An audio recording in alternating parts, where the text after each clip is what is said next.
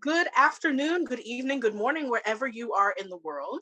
I'm Tigress Osborne. I'm the chair of the National Association to Advance Fat Acceptance, otherwise known as NAAFA. Welcome to Fat Liberation Month, May 2021, and welcome to the NAAFA Webinar Series. We are very excited today to have Bruce Sturgell from Chubstr with us today to talk about men and masculine fashion. Before I introduce you to Bruce, I just have a couple of announcements. First of all, we want to thank our fantastic ASL interpreters from Pro Bono ASL who are here with us live and will be featured if you're watching this recording later on Zoom, later on YouTube. Today we have Jonathan and Artie doing your ASL interpretation, and we also have captions available by Otter AI. This is one of many webinars that we are hosting during Fat Liberation Month. The ones that are coming up next: on Thursday at noon Pacific, Artist Toting Tales. On Saturday at 2 p.m. Pacific, photographer Spencer Pablo of the However Chubby Project. And on Monday, May 18th at 4 p.m. Pacific, longtime activist Marilyn Wan. Also this month, you'll see the Reverend Dr. E.K. Delphine, Marcy Cruz, Catherine Hack, Artie, Olivia Dubai, and the Fat Legal Advocacy and Rights Project. We also have some fun activities happening, some self-care, some trivia, and some partying at the end of the month. You can see details about all of those events by visiting our website, naafa.org, NAAFA.org, and clicking on the Fat Liberation Month tab. Able to bring you programming like this because of the generous support of our members and other contributors. And we bring you these programs free of charge because of their generosity. If you would like to join that generosity campaign, just visit naafa.org and click on the contribute button. With no further ado, I want to introduce you to our special guest today. Frustrated by lack of choices and representation, Bruce Sturgell created Chubstr.com to chronicle his awesome men's plus size looks and where to find them. In doing so, he became a voice for others who were struggling to see men with bodies reflective of their own, creating a map of accessible fashion for all. Today, Chubstr highlights other stylish plus size men and continues to shine a light on brands creating stylish, accessible clothing for bigger bodies with masculine tastes. Ladies and gentlemen and friends of all gens, please welcome Bruce Sturgell to the NAAFA Webinar Series. Hi, Bruce. Hello. Thank you for having me. Thank you for joining us. So it's a great time because you've just celebrated a 10-year anniversary. Yes. So Chubstr launched in March of 2011. So March 15th of 2011.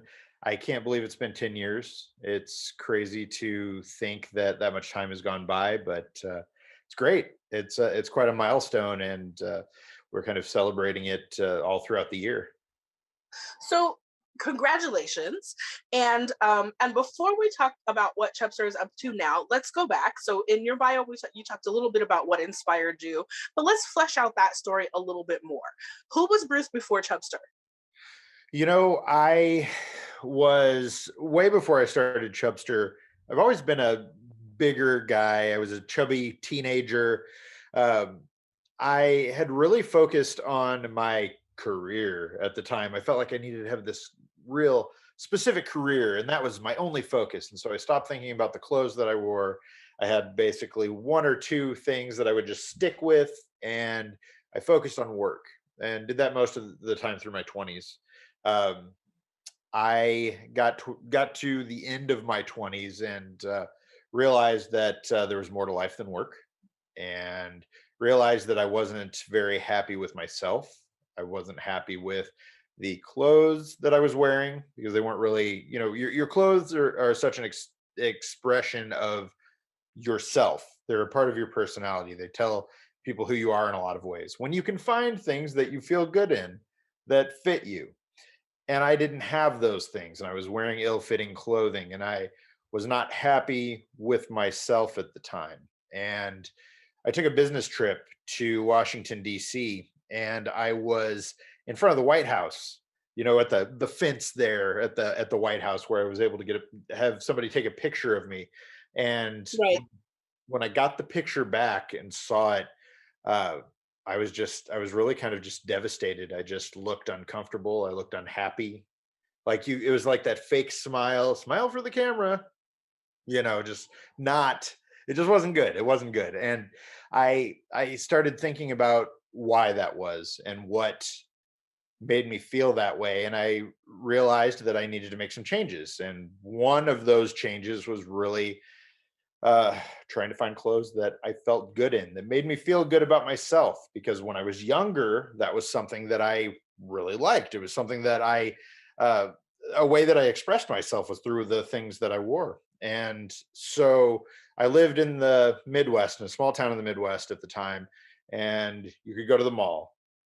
And I was right at that line where most of the time I wasn't going to find anything. I'd go into a shop and the person working there would see me and it'd just be this like, oh no, here we go, that kind of thing.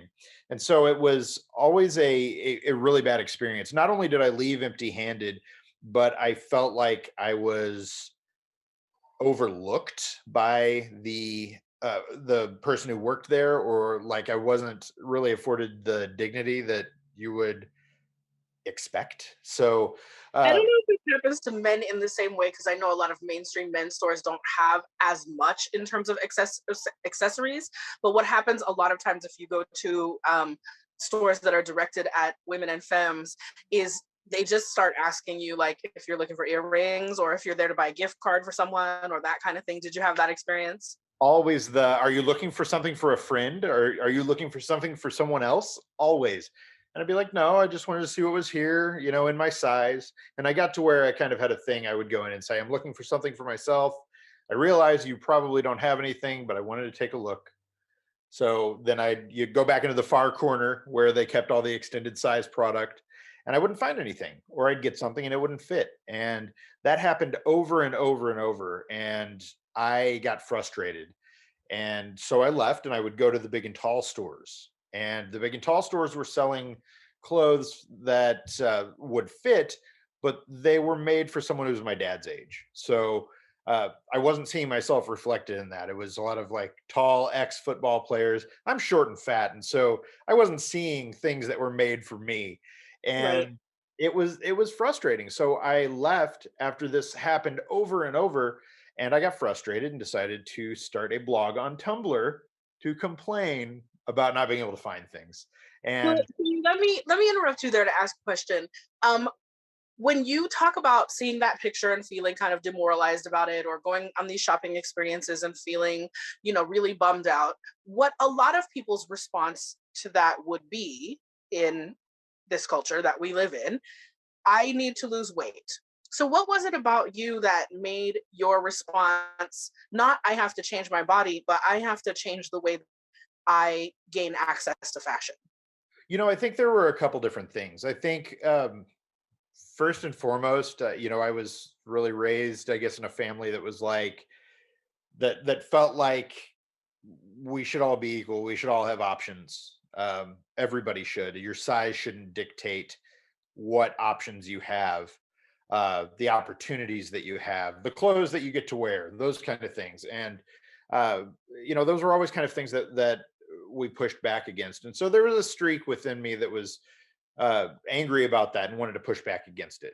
But then I also came from a business background and realized that there's real opportunity here that's just these companies aren't taking advantage of. And I felt like there was something to talk about here around, accessibility and commerce and uh, being a bigger person and the things that we get and the things that we don't get. And it just felt like something that there needed to be a discussion had around it. And that was kind of where it came from. It I don't know, it really wasn't something that I didn't set out with a real plan. I was frustrated. I was honestly frustrated, and I just wanted to have an outlet for that. And luckily, we have the internet, which allows everybody to complain about everything all the time. So I had a way to do that, and I started this blog on Tumblr that was called Big Boy Fashion. I mean, it wasn't even Chubstr didn't come until about 6 months later. And Big Boy Fashion was really, I mean, it was a last minute thing, spur of the moment. I just kind of, all right, I'm going to create a blog. I created it. I started putting up pictures of a few like outfits that I had that I really liked. I started sharing resources, talking about places that you could shop and you could find extended size clothing.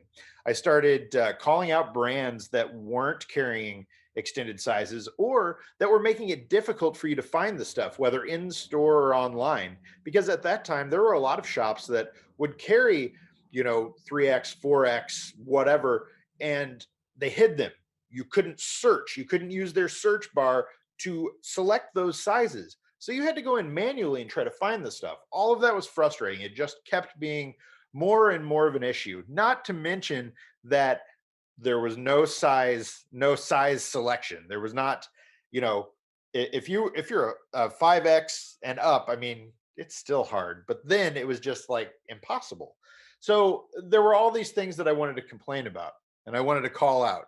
And I wanted to make sure that uh, people knew that they weren't the only ones who were thinking about this stuff. And so I started talking about those things, and I was sharing my looks and uh, giving the resources, and people started to respond to that. They started to share the photos and the resources, and they started to ask questions, and they wanted advice. What should I wear for a job interview? Where can I find something that I can wear to a wedding? What do you think about these things together? And I realized that as opposed to me just continuing to kind of channel my frustration, there was probably something more important here that could be created. And it was something that I looked back recently and I found old emails from like 2006, 2007 with me talking about this idea of this thing. And it was Chubstr, but it wasn't there yet. And so it all came together then, and it became Chubstr, and it launched in March of 2011. And the mission was really to help people looking for masculine clothing find, create, and share their style. And that was it. How did you pick the name Chubster? Where does that come from? So that coming up with a name is hard. It's so hard, and I've never been good at it. And so it took weeks and weeks of whittling down names. And I had this list, and I had a good friend with me, and we had met a lot, like a Friday night, and had some drinks. And uh, I go through the list with him, and he doesn't like any of them. And he's like, none of these are good. None of these are good. What about Are you Chubs? willing to tell us some of the other things that were on the list? Do you remember? Honestly, I don't even remember. I mean, I'm sure there was like, you know, uh, big guy looks, or I mean, ridiculous stuff that just wasn't going to work, or you know, I don't even remember at this point. But we were sitting there, and he's like, "Well, there's like Tumblr and there's Flickr. What about Chubster?" And I was like, "Perfect." And so that's how it came. I would like to take credit for that, but I can't. He came up with it, and it just made sense, and we just kind of ran with it. So yeah. So you launched the website, and did you keep maintaining the Tumblr? It sounds like you had kind of a community on Tumblr. Yeah, so the Tumblr is still there, and I ended up eventually changing the name from Big Boy Fashion to Chubster. Mhm. And it remains, and it still gets updated and everything, and there's still a community there that interacts and engages. Tumblr has changed so much over the last decade that it is not it is not quite as popular as it had been, but there's still a lot of people that use it for great things. And I still post things there, and we still share different things and do all of that. So yeah, I think just having a website, having chubster.com as a hub for everything just made a lot more sense. It was kind of a place where everything that I was writing could go, whether it was interviews or guides or photo shoots featuring either me or other bigger models. There was a place for all of that stuff, and it was something that even if you know I don't know, Facebook makes a change and everything goes away, then you've still got all of that. And so Chubster.com has always been the core of what this is about for me, and it's the place to go for all of that stuff. And I mean, there are thousands of articles there that cover everything. So, it's been really interesting to look at how that's evolved over the years, from just being fashion and clothing and where to find things, to a lot of other things: lifestyle, body image, I mean, activism. It runs the spectrum. There's a lot to cover for sure. Do you identify as an activist? Um, yes, yes. I think um there are people that I look at who I feel like are phenomenal when it comes to activism, who really just, they're eloquent, they're powerful. When I look at them, I think, man, that's awesome. I could never do that. And and that's really part of why Chubstr has made it this long, is because I think there is activism. I think it's, just existing as a fat person today is, uh it's difficult. It's also kind of revolutionary. It's also something that really pushes back against these mainstream ideals of what the right, air quotes again, right kind of body is. And that's, to me, I look at Chubster as kind of subversive activism. I think that clothing, fashion, apparel is a really good on ramp to, um, I guess, positive body image, to fat activism, to self acceptance. I mean, the clothes that you wear, that it's so important. I mean, most of us are wearing something every day, so it's like having something that you feel good in, that you want to wear, that looks good, that makes you feel good, is so important. And I think that is a place where people can look at a site like Chubster and say, "Oh, okay, well, this is an option. I'm a big and tall guy, and he's talking about, shirts for summer for big and tall guys, and it's a good on ramp." And then they see that article, and then they see, uh, you know, a fat surfer. We've got a photo of a fat surfer in a wave, on his surfboard, and it's phenomenal. It's these things that really push back against these ideas that we're always told, that if you're fat, you can't do things. You're prohibited from doing certain things. And I know that for years it kept me from doing certain things. And it was just the idea that I was told that I can't do things because I'm a fat person. And it took me a long time, and a lot of work, and really creating a website to realize that that's not the case. So I do think, yes, I'm an activist, but I don't think that I am quite eloquent enough to just go out there and you know hammer it like other people do. I guess my way of doing this is Chubster. So yeah. Well, and the visibility piece is tremendously important. Like, we know that the internet has changed the way that um, the availability of seeing other fat bodies, especially if you are in a place or in a family or in a community or whatever where you don't see a lot of other fat bodies. You can't just turn on the TV and see fat positive depictions of fat people. But you can find that on the internet. That was part of what was important about Tumblr and about MySpace, and then of course Instagram, which is such a visual medium.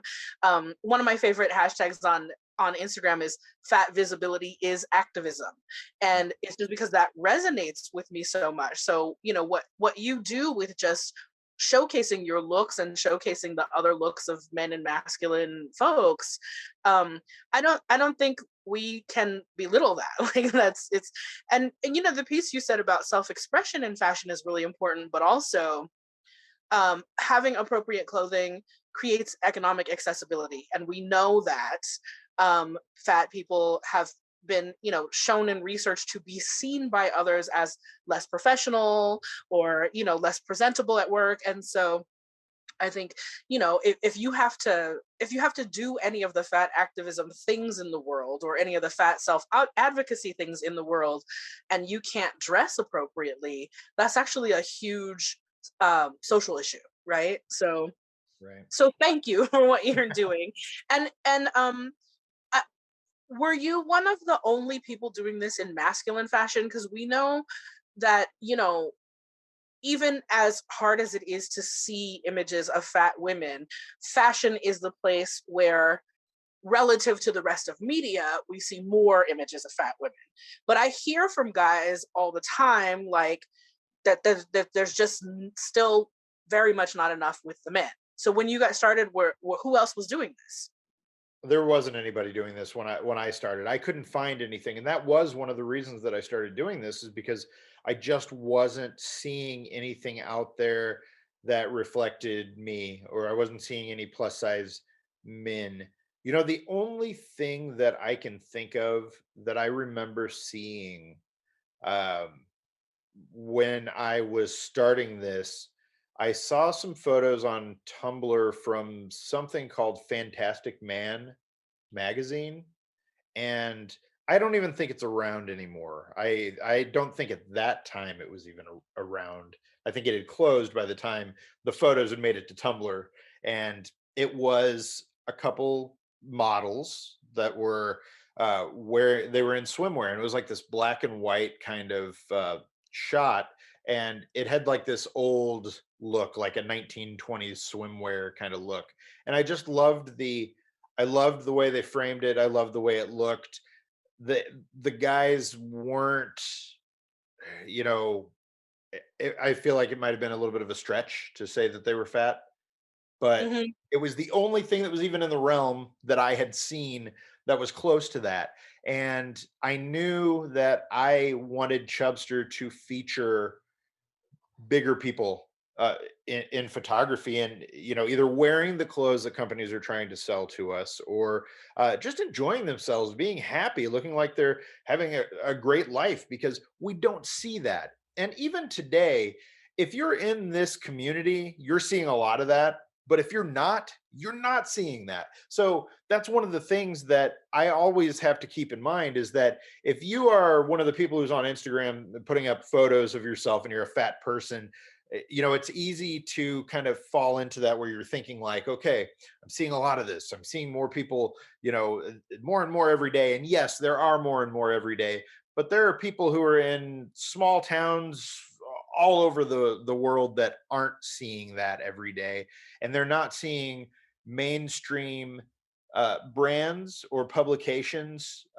regularly featuring people with bigger bodies. And we still have a long way to go, so that's something that I always think about, is that there's a lot of work to be done, as far as the way that fat people are portrayed in media and pop culture, the way that we are dealt with in the real world.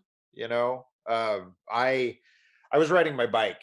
I For the last year or so, since the pandemic has really hit us, I've been at home like everybody else, and I've started riding my bike a lot. And I was on mile 28 of a 30-mile bike ride, and I'm pushing it like crazy, and I'm riding down the street, and these guys roll up next to me in their car, and they got their window down. The guy looks over and he's like, sir, excuse me, sir, you are too big to be riding that bike.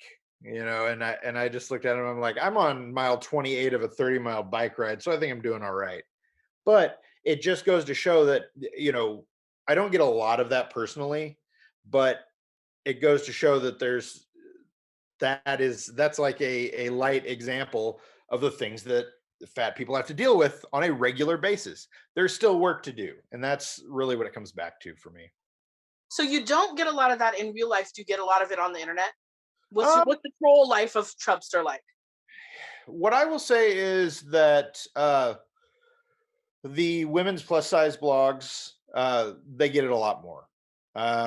Chubster does get some of that. There are trolls, there's pushback, there's that kind of thing, but it is not anywhere near the scale or severity of what other people deal with. Anybody who's doing that, with the women's plus side of things, or fat fins. I mean, it's not. Um, they are dealing with a lot worse than what I am having to deal with. I don't get it all that often. When it does pop up is anytime I do press. So anytime there's like in an interview with a newspaper or, the BBC or something like that. Uh, there's a lot of negative attention, and there are a lot of trolls. They come out of the woodwork. You get that. So you kind of just learn to expect that, as it happens. And for me, I don't know. It's not something I'm not losing sleep over it. Um, those people are not the people that I'm trying to reach with Chubster. I think as much as there's that negative pushback, we get messages all the time from people who are like, I didn't know there was something like this. It makes a huge difference for me. This is the kind of thing I need, especially when you get it from younger people, because I'm 41. And had I been like 12, 13, 16, 20, and known that there was something like this out there, it would have been a game changer for me. I mean, just to know that I wasn't alone and that I was worth something at times that I didn't feel like I was would have made a big Yeah. difference. So seeing those things, that's really what's most important. And when it comes to trolls, I mean, you get them, for Chubster, we just kind of handle it and bust them out. Yeah. Keep it moving. Yeah. Um, do you have a typical Chubster user? So when I started Chubster, I mean, it was a selfish thing. I started it for me because I was frustrated. I wanted to find clothes. I wanted to talk about the issues and concerns and problems that I had. But I realized very, very quickly that there are lots and lots of other people from all walks of life with lots of different experiences that this resonated with. So there's not really a an average Chubster user. And part of that is because there aren't a lot of resources. Even 10 years in, there aren't a lot of resources that are like Chubster that offer what Chubster offers. So there aren't a lot of places for a specific type of person to go, so it kind of runs the spectrum. I've done surveys in the past and kind of gotten a feel for some of that demographic kind of information, but I mean it runs the spectrum. You've got people who are coming to the site for the community. You've got people who are just looking for clothes. You've got people who are looking for fast fashion, a $10 jacket or whatever. But you've also got people who are willing to throw down 3 grand on like a Burberry trench coat. So Hmm. it runs the spectrum as far as what people are looking for. And um, one of the things that I realized early on was that if I wanted companies, especially apparel companies, to pay attention to this audience, I needed to be able to show them kind of the business case. Hmm. So, that's also where the subversive activism kind of comes in, is that it's talking to these companies and getting them to change their minds about how they make clothing or uh, how they portray their models, to start using bigger models, to start um, catering to this audience, things like that. I mean, those were all things that at first when I started this, nobody would give me the time of day. I'd reach out to companies and they wouldn't say anything to me. They didn't want to talk. They didn't want to talk about any of their deficiencies in this category. And I get that because that is what they do. Their PR teams are like, no, no, no, no, no, no, no, we're not going there. So fine. So I had to keep really pushing and pushing and start working with smaller brands and kind of work my way up and be able to show, okay, this audience, fat people want to see themselves represented in popular culture, in photo shoots, in catalogs for the clothes and the products you're trying to sell to us. If you do this, you will make money. You will make If more you money. build it, they will come. Yes, exactly. And, Yeah. and so it's really been that whole thing. And it is still a decade in, it's still difficult. It is still, it takes time and effort to change people's minds. And you have to really scrape and claw through to get people to understand and take a chance on doing this. And so I think a lot of companies use Chubster as kind of a testing ground to see, okay, if we do a partnership with Chubster, how's this going to do? And so that then they can kind of see what works and what doesn't. And sometimes it works and sometimes it doesn't. And what I really find is that if a company is willing to kind of let go of the reins and, let me take something, create a photo shoot or do an article or do a video series around their brand in a way that's compelling, then they see a good return. But if they don't, then they won't. And, you know, I can tell pretty quickly, pretty early on in dealing with different companies, kind of where they're at as far as that comfort level goes. So it's interesting. I So really are feel like we've got a long way to go. We got a long way to go. Some companies get it, most don't. so are you still cold calling companies, or are companies reaching out to you now? So aside from the first few, so the first couple of years, nobody would talk to me. Nothing was happening with those companies. I was just writing content and doing photos and that kind of thing. And I got a company to work with me. And so I was able to build that out and kind of show, okay, this works. People want to buy these things. And then I did an interview with the New York Times, and Mm. that was about 2 years in, and everything just exploded. It was like I I was not prepared. I didn't know what to expect from something like that. So it opened up a lot of opportunity. All of a sudden, like I don't know, right after that, a production company reached out and was like, "We'd like to talk to you about potentially doing a reality show. What do you think about that?" Luckily, I was not down with that idea, and I was not good. They sent me a little camera, followed me around for a day. I'm very, very boring, so it worked out. So that never happened. So, but all these other things and all these other opportunities started to come out of it. And companies saw that article. And so they started to reach out and they wanted to partner and they wanted to do all these different things. And so, you know, I got lucky in that people just started to reach out to Chubstr, and we really haven't had to do any outreach. We haven't had to do cold calling or any of that. Now, as Chubstr has grown, I think that's going to change in the near future because companies are reaching out, but I think there are a lot of companies that should be reaching out that aren't. So I want to be more proactive and really push those things forward. So I have a question for you from the chat, and audience, you can start adding other questions to the chat that we'll incorporate into our talk with Bruce today. The first question is from Melissa, and Melissa wants to know, how has your activism changed over the 10 years that Chubstr has existed?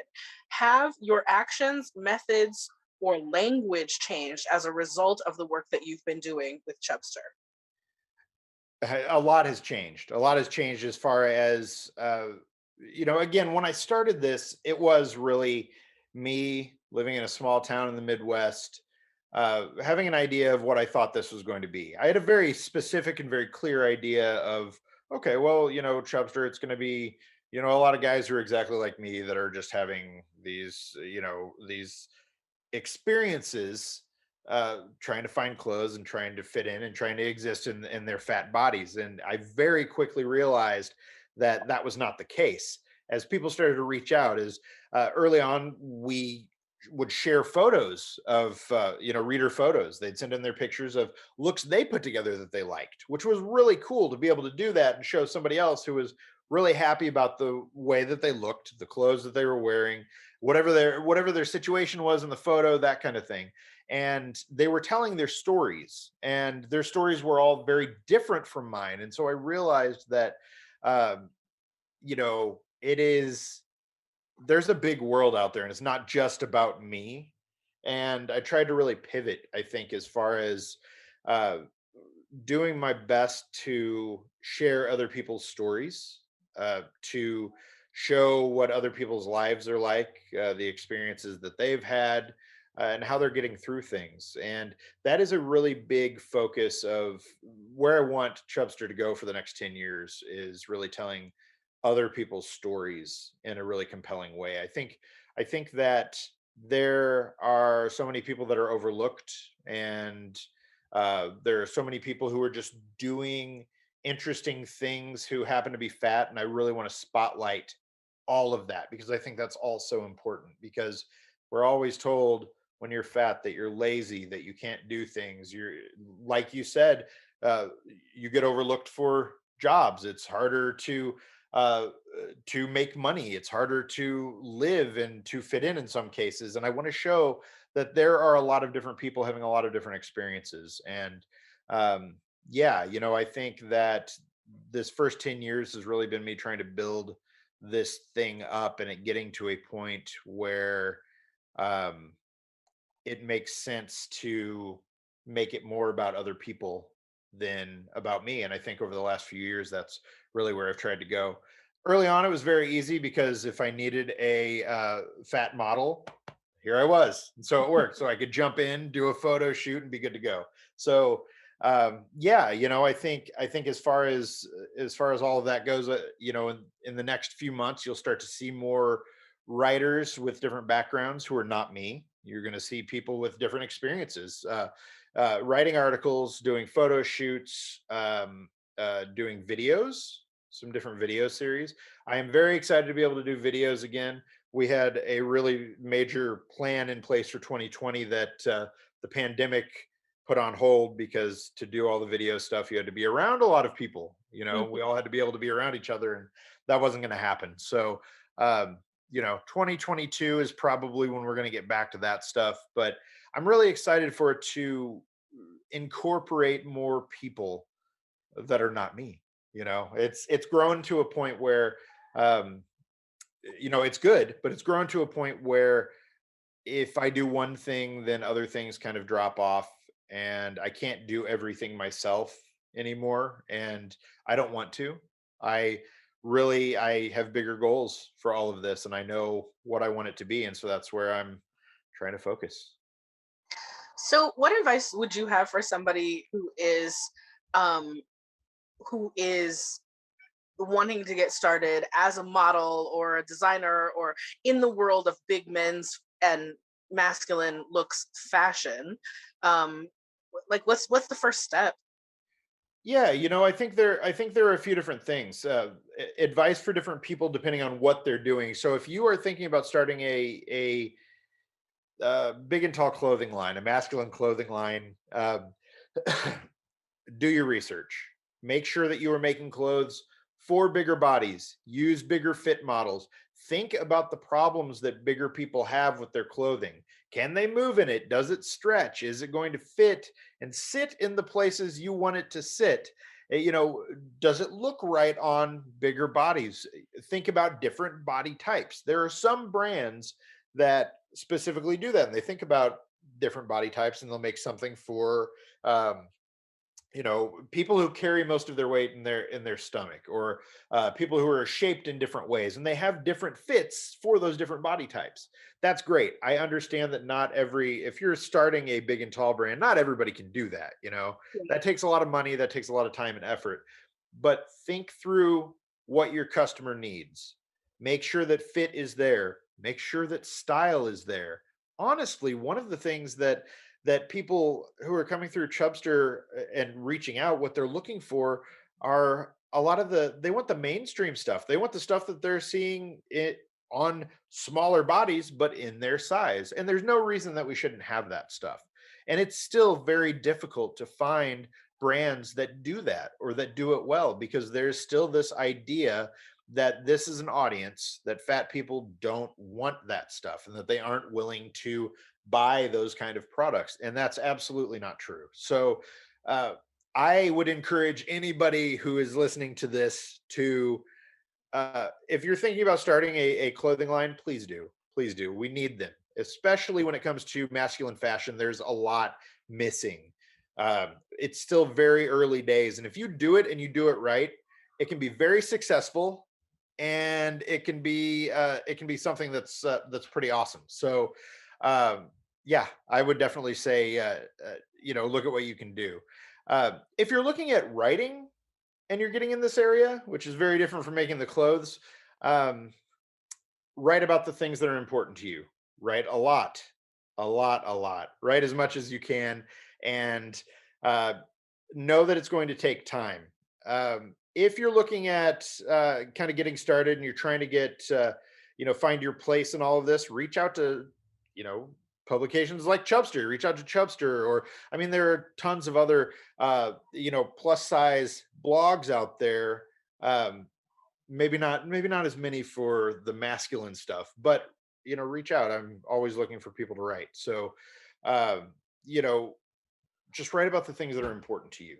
If you do that and you think about these things, I always come up with things, or I'll see something in the news that I'm like, okay, well, that needs to be written about. So I've got lots of lists, but I will never get through them. So if you want to write, write. You know, the last part that I would say is if you are trying to establish yourself as um, one of the questions we get the most is how do I become a plus size male model? I mean, seriously, like all the time, because I kind of stumbled into it. It was not something that I ever set out to do, and then companies started to reach out about doing campaigns for them, and so I was able to do some things for Columbia Sportswear and DXL and Bonobos and King Size, and it's been cool to be able to do that. Um, so we get a lot of questions. Well, it's a lot of, well, if he's doing it, I've got to be able to do it. It was hard, and it was not something I set out to do. So um, I would say that you need to be seen. You need to get yourself out there, establish yourself. I mean, everybody's on Instagram now. Put up photos, talk to other people in the community, get involved. I mean, this also goes for if you want to be an influencer, whatever that is these days. That's also what you want to do. You want to have a specific voice within the community, and you need to be able to share that. You need to support other people. It's been really cool seeing people start to talk about these issues over the last 10 years, or people start websites, or create social presence that wasn't there before. It's awesome to see those things grow, and I think that there's still a lot of room for people with really interesting voices to get out there and just talk about the things that you feel, share your photos, and really get out there and in a lot of interesting ways. So um, don't think about it too much. Don't overthink it, because um, I think a lot of people are probably like me. If I think too much about the thing that I'm doing or that I want to do, then it makes it more difficult for me to do it, or I don't do it as well. And I get stuck in my own head. So, yeah. So we have another question from the audience. What are your favorite resources for non-binary folks who are looking for fashion that's not specifically mask or femme? It has been this last year with the pandemic and everything, it's just been, um, there haven't been a whole lot of options. Things that I'm liking right now that I'm seeing. I'm gonna cheat and pull a couple things up on my phone here, because my memory is never good when I'm trying to grab some of the stuff off the top of my head. Um, I'm excited about. There's a new Canadian brand that I think is close to or just got funded for their Kickstarter. They're called Wide, the brand. I love what they're doing. I think it's some really cool stuff. Definitely worth taking a look at. I like a lot of the things that they are doing. One of the problems that we really run into is that there aren't as many options on the men's or masculine side as there are on the women's plus size side of things. You've got the individual designers, you've got like the one person show that creates something, puts it out there. You've got the kind of mid-range brands, and then you've got the bigger brands. We don't really have a lot of that. We've kind of got individual designers, and then we've got like our you know department stores and our DXLs and king size. We really really need more people getting into this area. We see a lot of brands that kind of get started, or companies that are like, we're doing big and tall now, or we're doing extended sizes. Have you seen our 2X? And that's where they stop. And Mhm. so um and then they don't feature fat models in any of the clothes that they're putting out. So we run into this whole problem of they're just not promoting it right, and there just aren't a lot of options. So it's difficult. It's difficult. So you've got to really look hard to find things. As far as things that I'm really seeing out there that I'm liking right now, um, there are a lot of articles on Chubstr.com, which is where I put everything so that I don't have to remember all of this stuff. But I like Good Counsel. I think Good Counsel is doing some really interesting stuff. They go up to 10x, which is very cool because most brands do not. Um, I'm digging what they're doing. I also started experimenting with Prime Wardrobe, Amazon's thing, their subscription, not even really subscription, just their box service. And it's been pretty cool. You basically can go through Amazon, and when you find almost anything that's on Amazon.com, if you find it in your size, then you can add it to Prime Wardrobe, and it lets you take like 8 different things at a time. In fact, this camp shirt that I'm wearing right now is something that I just got yesterday from Amazon. Um, just wanted to try something different. I've been t-shirts and joggers for the last 14 months, so it was time for a little color. But yeah, that's a good place to kind of look for things. I don't have a ton of options right now, sadly, and it's been a real frustration for me personally for the last couple months as things have started to not open up, but we see there's like a light at the end of the tunnel as far as people are getting vaccinated. We're seeing that we're going to be able to hopefully get out again into the world and see each other and be around each other again.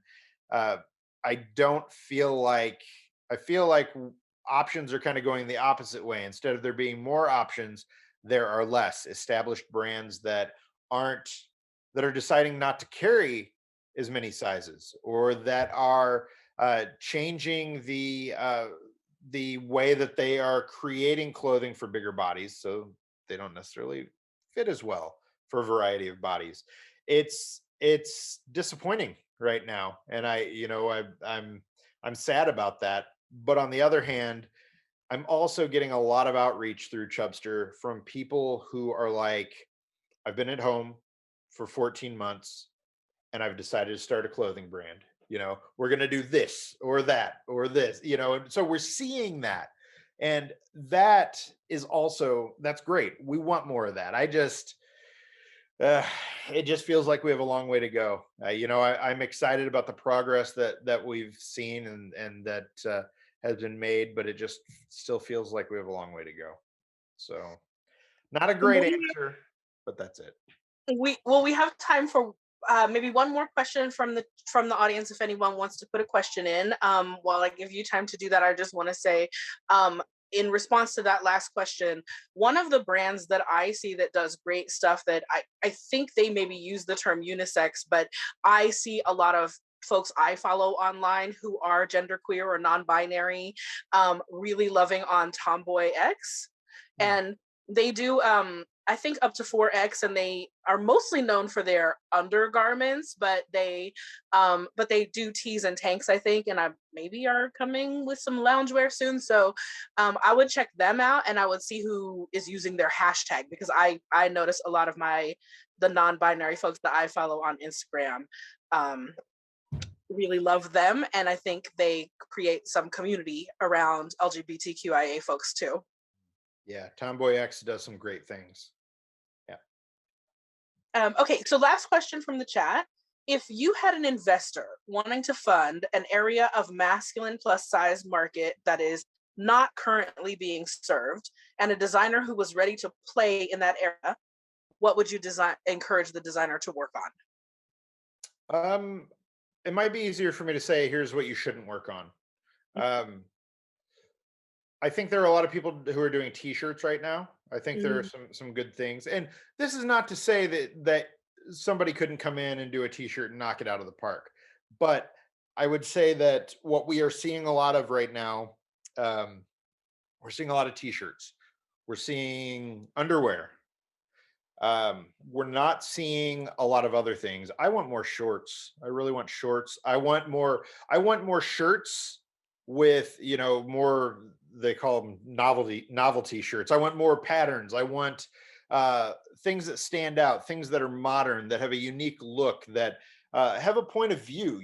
I want more of that stuff. And I know that is really what is lacking. We're seeing a lack of that stuff in uh, big and tall right now.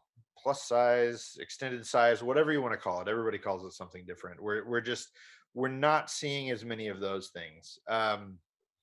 Do pants, do chinos, do try denim. There are places to go for some of that stuff, but it's not all great. Even Levi's has, their handful or a few more options, but they're not doing the most stylish things in extended sizes, and they should be. I think that what I would say is look at what's on the market and then look at what's missing. And if you're doing that research and you're looking at those things, you'll see that there are a lot of things that need to be done that just aren't right now. And I have an entire like wish list of things that I would like to see, and I am hoping that in the near future we get more of that. And I've really been like holding off on, we've had opportunities through Chubstr over the years to do um, clothing, to do clothing lines or You read my mind. That was my next question. and honestly, it's been something that I've stayed away from because I really felt, especially after the first like 4 or 5 years, I really felt like more companies were going to come out with extended size product and do it right. And that has not been the case, especially not with established brands. A lot of established brands just aren't doing it, or they're still hiding it, or they try it and they're not putting enough promotion into it. You can't just launch extended sizes, put it out there and say, okay, it's going to sell. If you're not going to tell people about it, if you're not going to continue to put bigger models in the product, put those photos out in your catalogs, in your marketing, in your Facebook ads, then you're not going to see that return. And that has been the problem time and time again, is that these companies don't get that and they drop it. And so, Yeah. you Yes. know, If yeah, you build it, we will come only works if we know that you built it. If you yes, if you build it in a cave somewhere that we don't know about, we can't come to that. exactly. And you have to be willing to look at the stuff and say, okay, what's working, what's not, what should we be doing? Don't be afraid of pushback because you will get pushback because that's what you want. This is a customer that is always underserved. And not everything is going to fit everyone exactly the way that they want it to. But if you're doing this right, you're listening and you're thinking about how you can make your products better, and all of this stuff needs to fire on all cylinders for it to work, and so many companies are not willing to put that effort in, and so they fail or they stay away from it. And the ones that do it right, they're successful, but they're few and far between. So my hope is that that changes.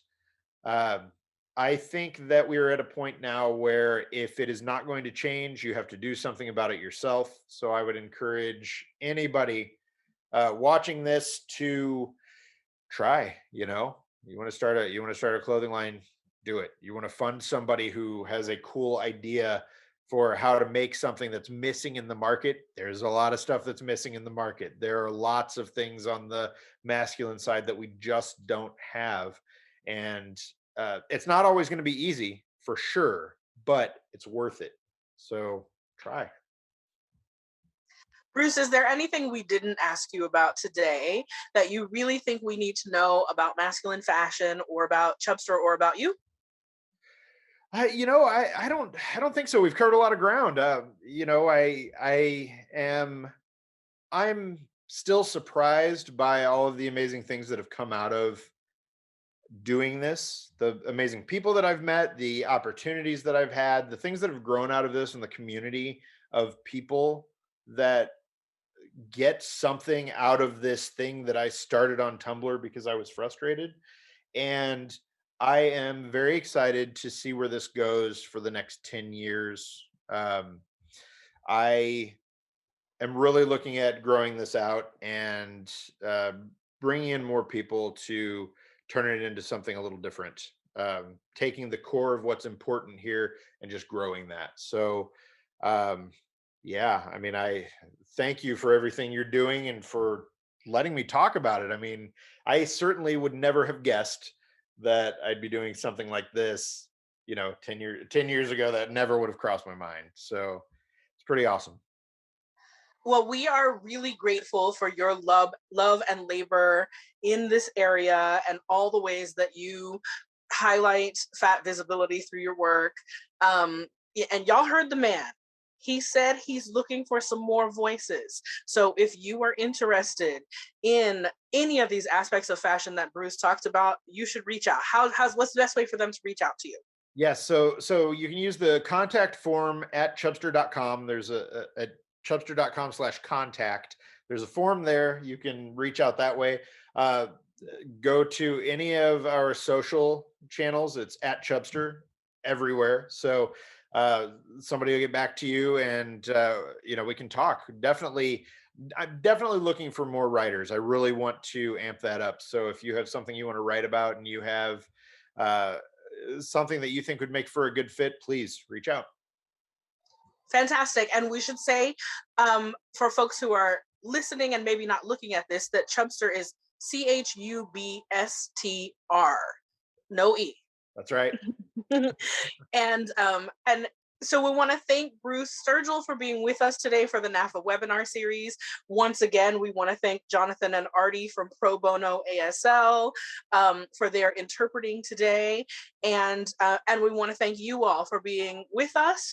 We will see you in a couple of days for the next NAAFA webinar with artist Tony Tales. Thanks, everyone. Have a great day. Thank you.